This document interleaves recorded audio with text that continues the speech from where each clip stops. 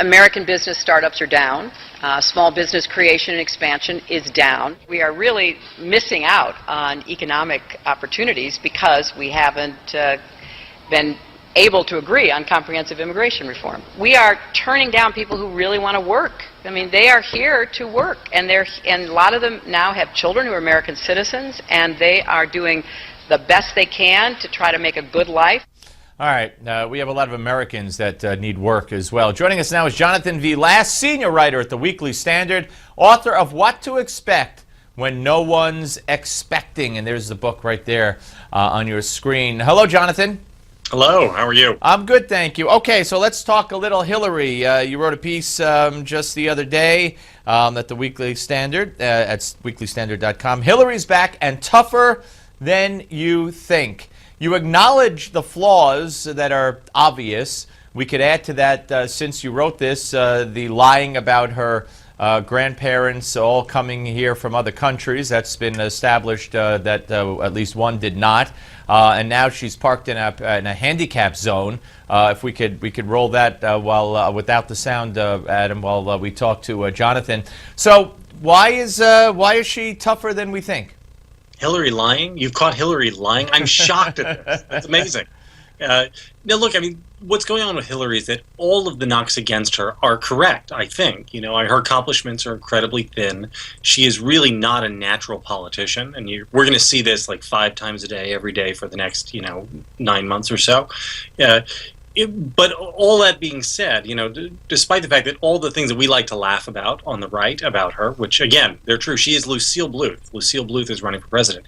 I think she's a very formidable political commodity. Think back to her book launch. Remember her book tour several months back, which was like a cavalcade of disasters.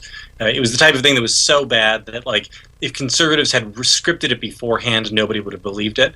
And yet her favorability ratings fell by, I think, 4 or 5 points during the course of that entire, series of disasters. And that tells me that, whatever's going on, in the public mind, people kind of like her. They don't love her, but they sort of respect her, and that's going to be very, very difficult to dislodge. She is Nixonian in both senses. She's Nixonian in the sense that she's paranoid and ambitious, which is bad, but she's Nixonian in the sense that she's very, very tough in the way that Nixon was politically. Nixon, not a very gifted natural politician. He was not good at, shaking babies and kissing hands and all of that.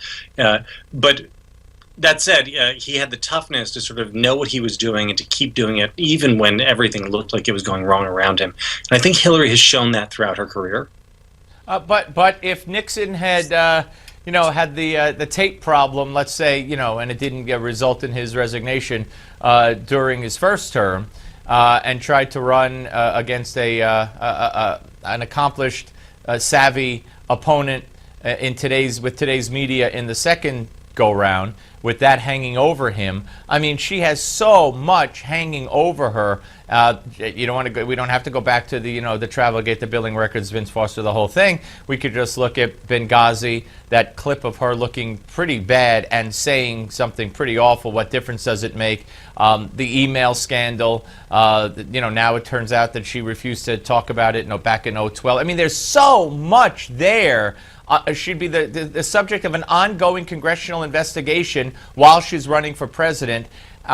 Probably unprecedented. And there will be more. That's the other thing. I think people tend to think that, all of the skeletons are out of the Clinton closet. If we've learned anything about the Clintons over the last 20 years, that all the skeletons are never out. There's always another one in there. And so I would grant all that. I don't think she's invincible, by the way. I think she's actually very beatable. I think she's vulnerable on a lot of the things that we think she is vulnerable on. But that said, you can't run another Mitt Romney against her, I don't think. I think it's going to take a really very savvy Republican nominee, somebody who is himself very good or herself very good at politics, and is an impressive sort of natural political commodity. And who would meet that? Who would fit that job description in your mind right now? Well, I think the contrast this week with Marco Rubio is very obvious. I think Scott Walker is probably pretty obvious too. There may be some others. It's still too early to tell. We don't really know, the full extent. I think we already know who is a great sort of political talent. I mean, Christie is a great political talent. Walker is a great political talent. Rubio is a great political talent. Others might sort of prove themselves to be that way over the next coming months. But that's half the equation. The other half is they're going to have to run a substantive campaign. I think it's going to have to be forward-looking and future-oriented. And then they're going to also have to get reasonably lucky. I think, if Obama's improvement ratings shoot up all of a sudden, if he's sitting at like 55% on Election Day, it's going to be very difficult for Republicans. Now, I don't think that's going to happen, frankly, but you never know. I mean, I would say you've got a whole bunch of variables going on here. Some about the environment, some about the sitting president, and then some about who the actual Republican candidates are. Yep, absolutely. All right, great stuff, Jonathan. Thank you very much. Thank you. All right, ladies and gentlemen, we are coming back with the editor-in-chief of Reason magazine, Matt Welch, right after the break. Don't go away on the Steve Malzberg Show.